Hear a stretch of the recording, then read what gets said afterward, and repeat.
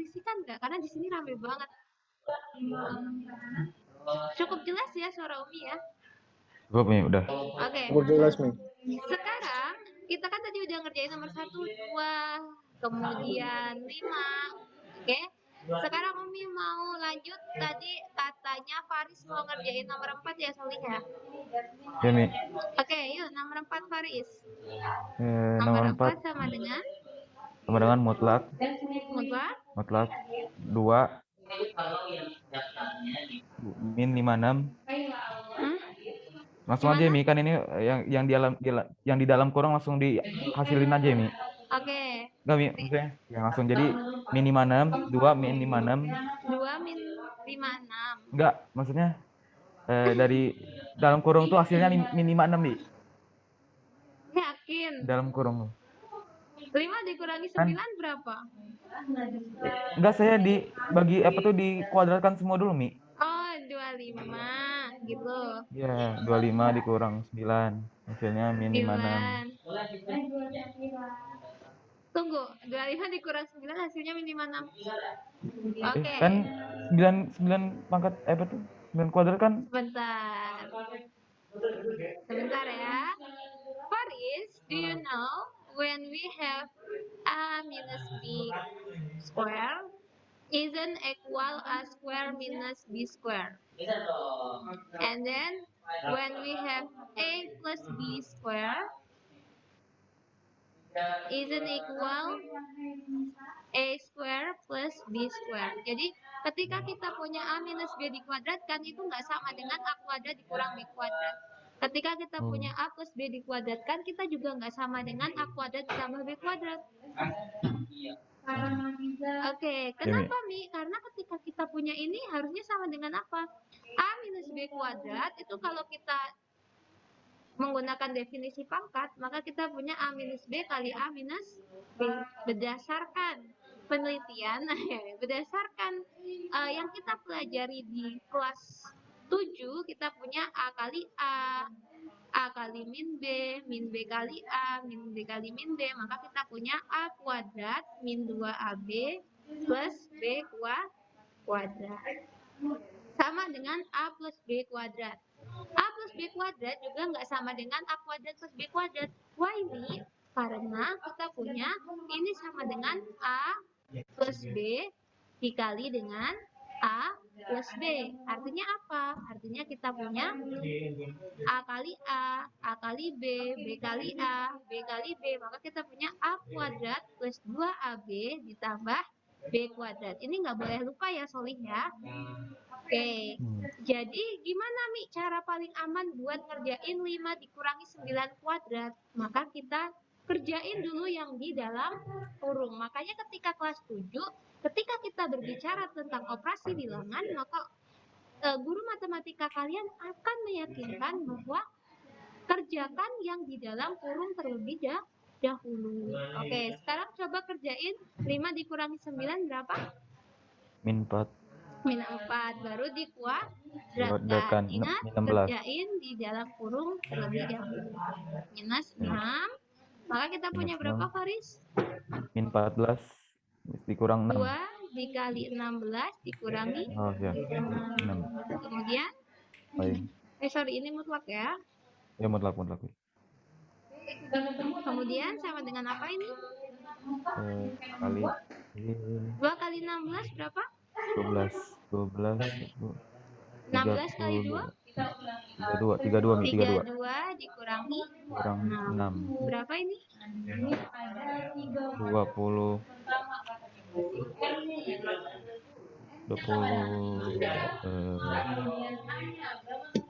kedua. Berapa? 26 Mi. Mutlak 26 atau bisa kita tuliskan 26 karena 26 juga positif. Oke, seperti itu ya Solih ya. Ini kayaknya Gilang lagi coba-coba filter Zoom deh. Baru tahu ya Gilang ya. Oke, baru tahu ya, ketahuan nih Gilang jarang update Zoom nih. Baru update ya, gitu kan. Oke. Yang nomor 5 udah tadi ya sama Faruk ya. Terus yang nomor 6 nih.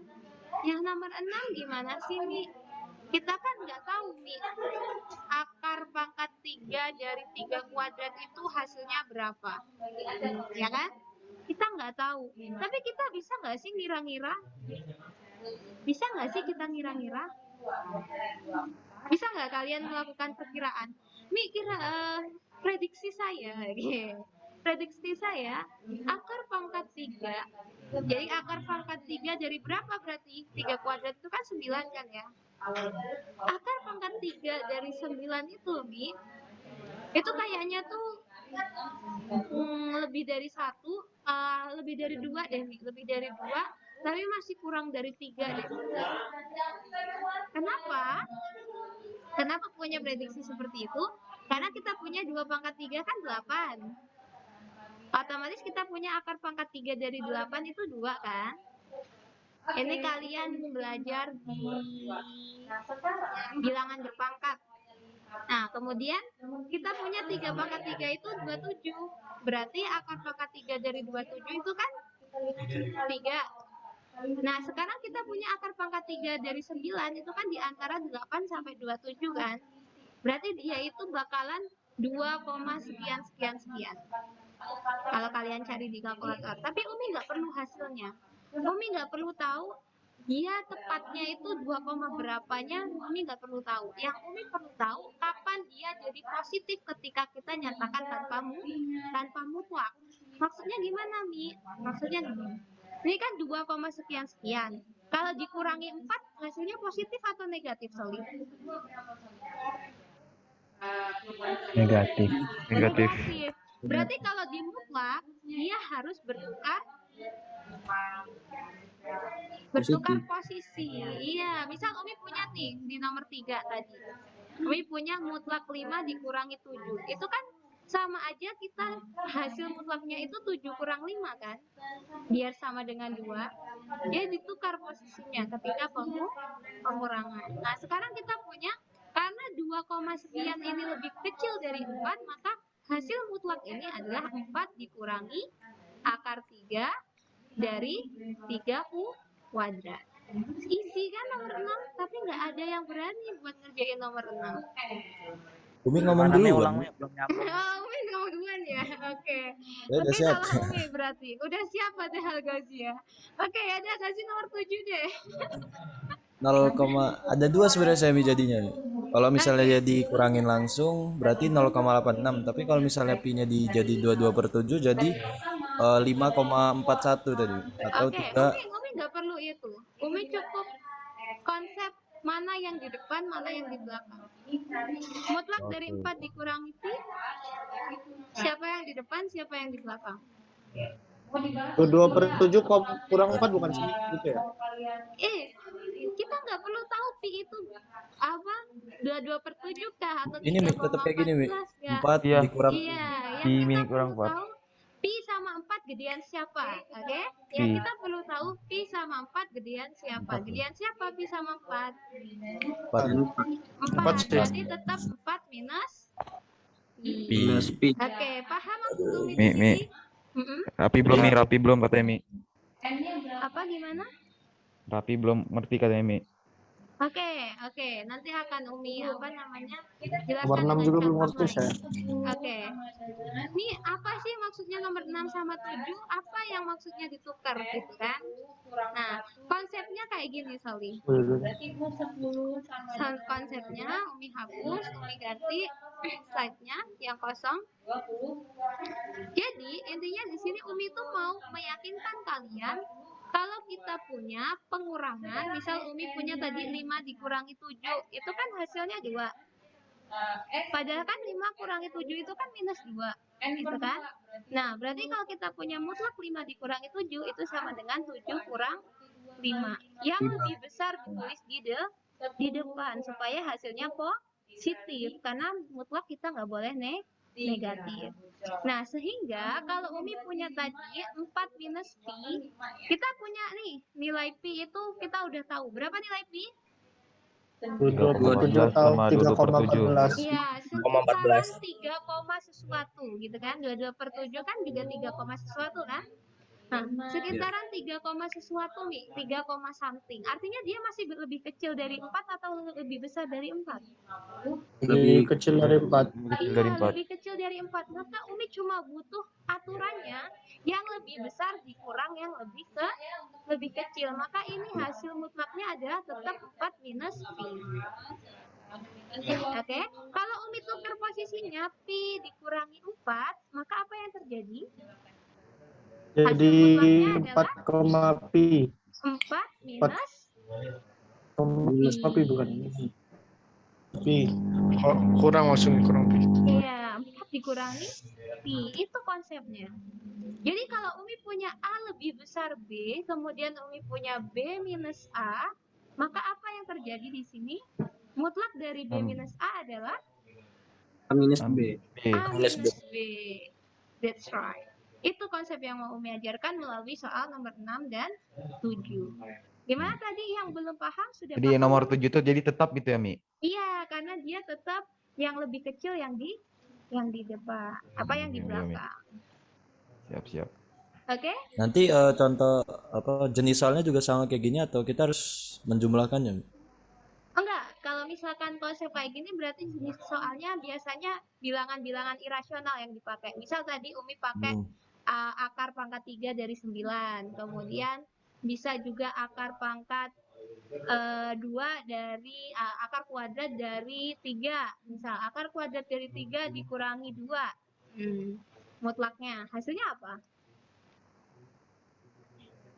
Nah, di sini kalian nggak harus tahu. Kan kita nggak boleh buka kalkulator nih kalau ujian. Kalian nggak harus tahu nilai akar 3 itu berapa. Kalian cukup kira-kira. Akar 3 itu nilainya berapa? Sekitar 1 koma. Ya kan? Berarti 1 koma sama 2 gedean siapa? 2. 2. Berarti Dan dia 2. hasil mutlaknya adalah 2 dikurangi 2 min akar 3. Seperti itu konsepnya. Jadi Umi nggak perlu tahu, kalian tahu fix nilai akar 3 itu berapa. Yang penting kalian tahu akar 3 itu sama 2 itu lebih kecil apa lebih besar sih? Oke. Ini gimana cara kita tahu akar 3 sama 2 itu lebih kecil atau lebih besar? Ya kan? Itu pertanyaannya. Nah, sekarang kalau kita ubah 2 ke dalam bentuk akar, dia akar berapa? 2 itu hasil dari akar akar 4. Nah, sekarang 3 sama 4 jadi siapa? Gedean 4. 4. Nah, maka di sini Umi bisa tahu kalau akar 3 itu lebih kecil dari 2. Coba. Sekarang Umi punya akar 7 dikurangi 3. Mutlak akar 7 dikurangi 3 hasilnya?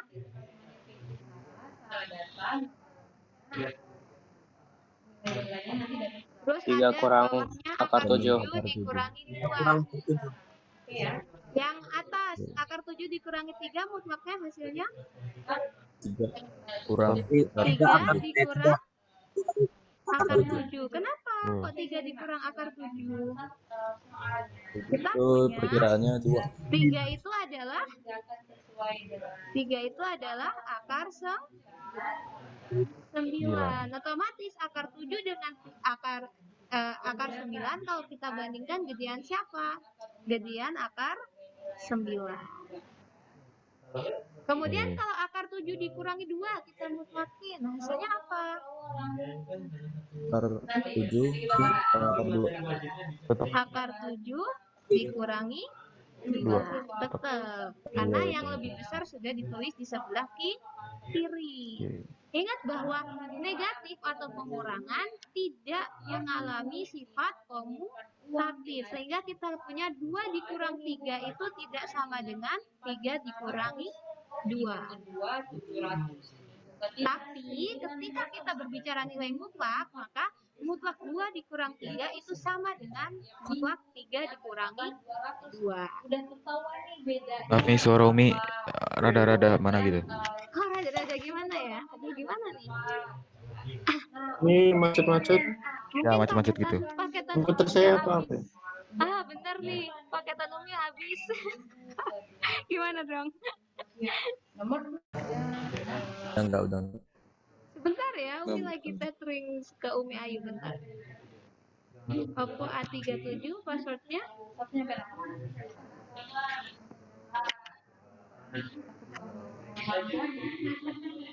Sebentar ya, karena paketan Umi habis. 2, 3, 4, 5, 6, 9.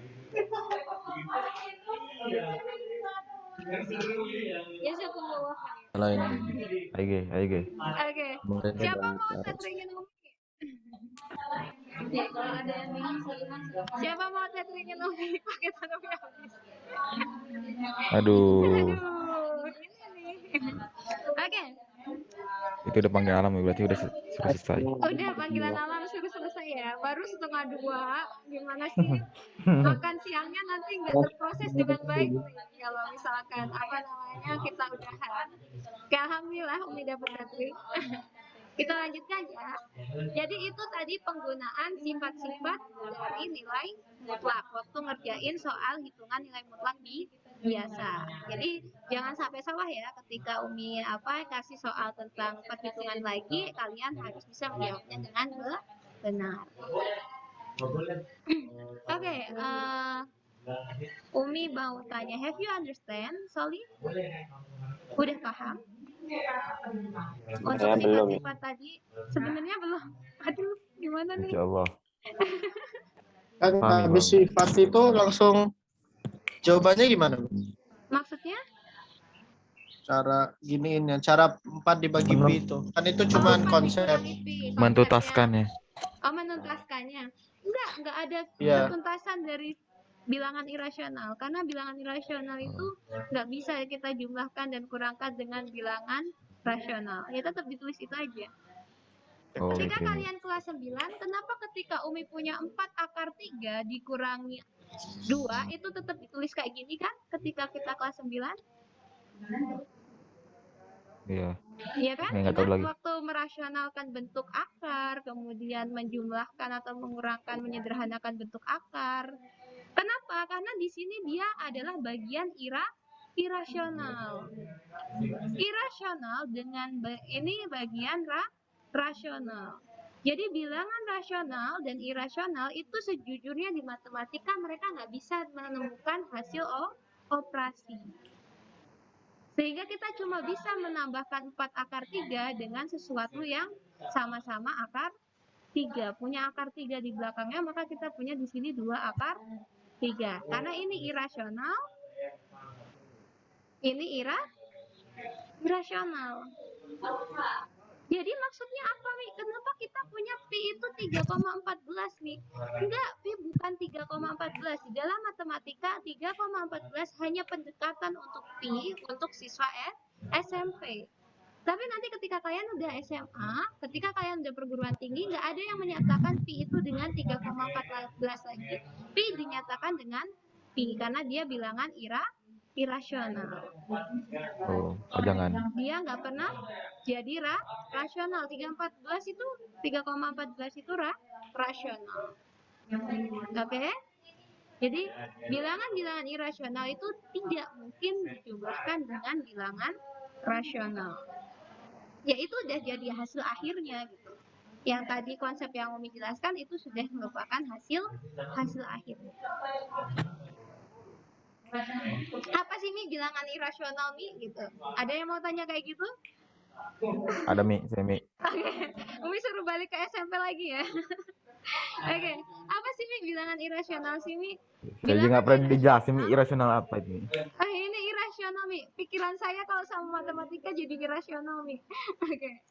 Irasional itu enggak rasional. Kalau misalkan rasional artinya kita bisa menyatakan setiap bilangannya berdasarkan A per B menjadi A per B. Misal Umi punya 5. Kenapa dia rasional? Karena kita bisa menyatakan 5 sebagai 5 per 1. Jadi ada bentuk bilangan bulat yang dinyatakan bentuk A per B di mana A dan B bilangan bulat dan B-nya tidak 0 sehingga bilangan itu bisa dinyatakan dalam bentuk A per B. Tapi kalau irasional itu nggak ada A per B yang bisa menyatakan bilangan itu. Misalkan Umi punya akar 3. Akar 3 itu nggak pernah kalian nanti nemu dua bilangan bulat A per B yang kalau kita padukan hasilnya akar 3.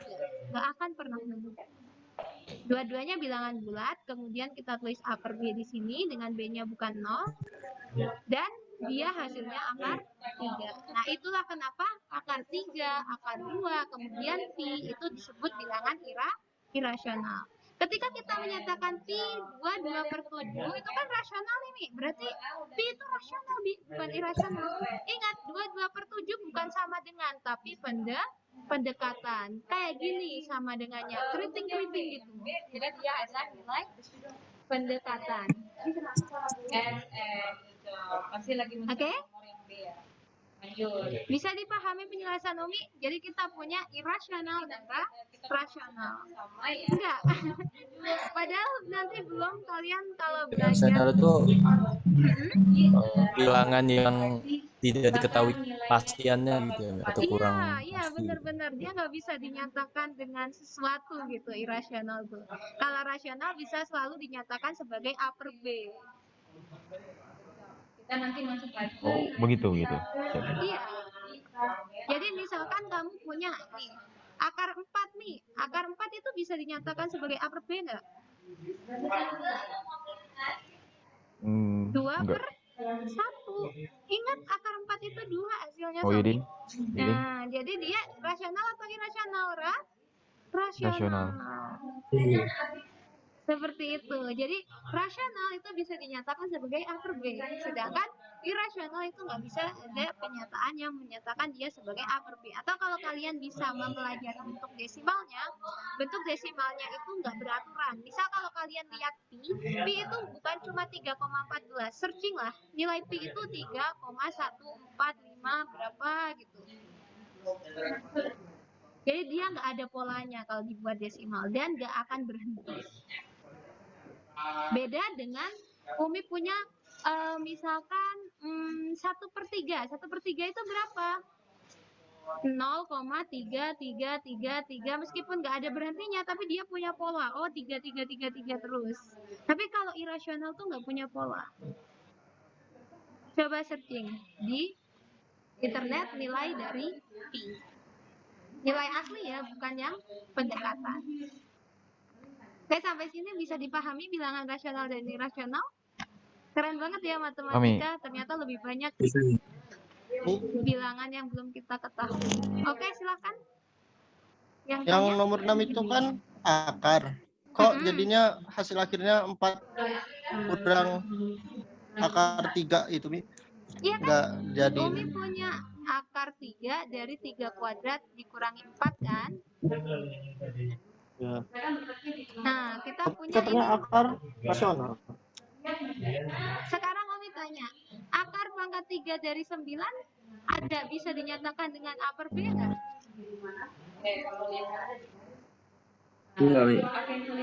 Enggak kan? Ada enggak bilangan yang kalau dipangkatin 3 hasilnya 9? 3 pangkat 3 aja 27 kan? 2 pangkat 3 itu 8. Enggak ada yang hasilnya 9. Maka ini namanya irasional. Maka kita boleh nggak jumlahin dia sama 4 atau kurangin dia sama 4? Nggak boleh. Maka kita cukup tulis 4 dikurangi akar 3 dari 3U kuadrat atau akar 3 dari 9. Karena ini irasional dan 4 rasional. Jadi sama kayak kita nggak boleh menyatukan pikiran kita yang rasional dengan pikiran kita yang irasional. Nanti hasilnya apa kalau kita campurkan rasional sama irasional? Nanti jadi kontradiksi di tempat kita berpikir. Oke, jadi selalu berpikir rasional ya. Oke, pisahkan pikiran rasional kita dengan pemikiran-pemikiran irasional supaya keputusan yang kita ambil bagus, benar, ya. Oke, ada pertanyaan lagi sebelum kami lanjutkan?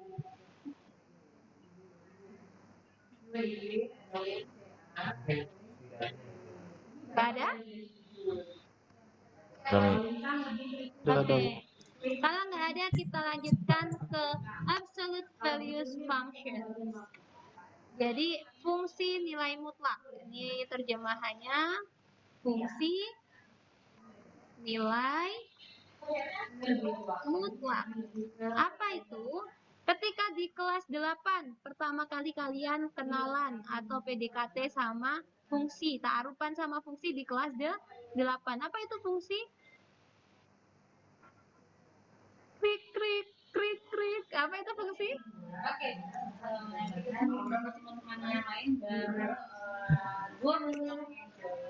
Apa itu fungsi? Ayo kembali ke kelas 8. Apa itu fungsi?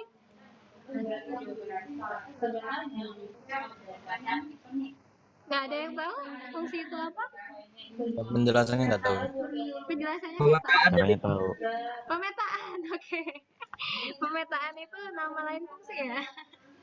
Oke, tapi sebenarnya kalau secara umum di dalam matematika, ketika kalian belajar matematika secara murni, fungsi dan pemetaan itu dua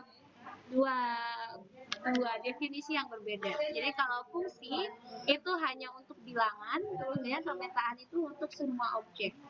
Nah, fungsi nilai mutlak itu kalau kita tuliskan di aljabar, kita biasanya menuliskan fungsi dalam bentuk apa, Soli? F? X. Ini disebut apa? Inputnya, ya kan? Yang ini F-nya itu adalah fungsinya. Nah, sekarang kalau Umi punya F diinputkan X, maka ketika Umi sebut fungsi nilai mutlak, maka Umi harus melibatkan tanda yang nggak biasa di tempat biasanya kalian kerja di kelas 8, yaitu ada tanda mutlaknya. Misal Umi punya mutlak X plus 1. Kalau dulu waktu kelas 8 kan kita belajarnya Fx sama dengan X plus 1 ya. Nah, sekarang Umi tambahin Fx sama dengan mutlak X plus 1. Kemudian misalkan Umi juga punya Fx sama dengan mutlak X plus 1. Oke, sekarang berdasarkan definisi fungsi nilai mutlak ini, intinya adalah fungsi yang punya di dalam rumusnya itu memuat nilai mutlak pada variabelnya. Oke? Pada variabelnya. Jadi kalau Umi punya Fx sama dengan X plus mutlak 1, dia fungsi bukan? Fungsi nilai mutlak bukan? Oke, berarti kalau dia salah satu, bukan. Kenapa bukan? Karena mutlak 1 kan bisa kita cari. Jadi kita punya X plus 1. Intinya apa nih? Intinya mutlaknya atau nilai mutlaknya itu harus ada variabelnya juga di dalamnya. Itu baru fungsi nilai mutlak. Oke? Coba sekarang Umi sebutkan beberapa fungsi ya. Kalian silahkan cari mana yang fungsi nilai mutlak, mana yang bukan. Ini paham ya semuanya untuk ada 3 fungsi di sini. Yang pertama Umi punya X kuadrat minus mutlak negatif 5 plus 3. Yang ini Umi punya mutlak X kuadrat minus 1.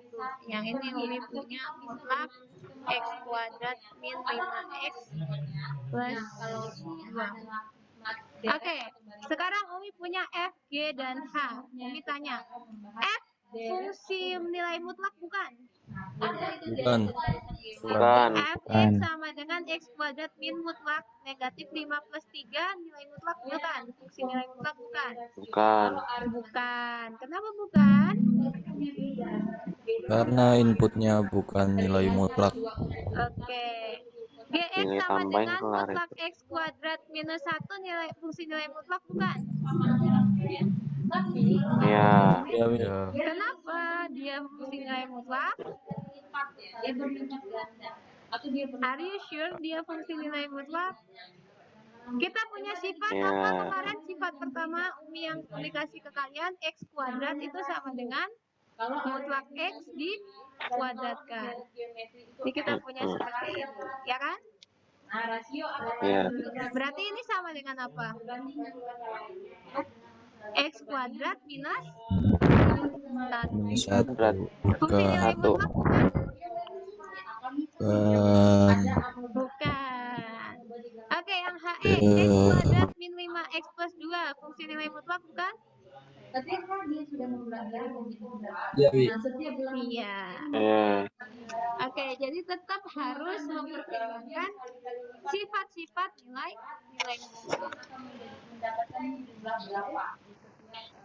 Oke, jadi seperti ini fungsi nilai mutlak. Sampai sini bisa dipahami penjelasan Umi? Oke, itu gampang ya, masih ya. Sekarang, Wih, ya, apa itu interrupt? oke. Kode ya, biar Umi segera mengakhiri ya. Oke, sekarang kita akan belajar how to create the graph atau gimana caranya gambar grafiknya. Jadi kita mau gambar grafik, kita lihat dulu barisan yang pertama, fungsi nilai mutlak. Bagaimana nih mencari rasio? Sekarang kita buat perbandingan ya. Umi mau ada grafik fx sama gx. Sorry, Umi mau pakai warna putih. Gx sama dengan mutlak x. Oke. Kita punya diagram Kartesius di sini. Kartesiusnya Umi pakai warna pink aja. Kita ambil aja deh suku kedua dan suku pertama. Suku keduanya berapa? Oke, Umi punya warna pink di sini. Lurus nggak? Umi silinder soalnya dan Umi nggak pakai kacamata. Semoga lurus ya. Oke. Insya Allah lurus. Kayaknya horizontalnya kurang lurus ya. Oke. Nah, sekarang Umi tanya. Kita punya fx sama dengan x. Kalau kita punya x-nya 0, dia hasilnya ini sumbu x, ini sumbu y. Kalau kita punya x-nya 0, y-nya 0. Kemudian kalau kita punya x-nya 1, y-nya y-nya 1. Oke. Kalau kita punya x-nya 2, y-nya sampai di sini mencari rasio ada yang mau ditanyakan. Y-nya 2. Itu kalau fx sama dengan x. Kalau kita punya x-nya min 1, y-nya berapa?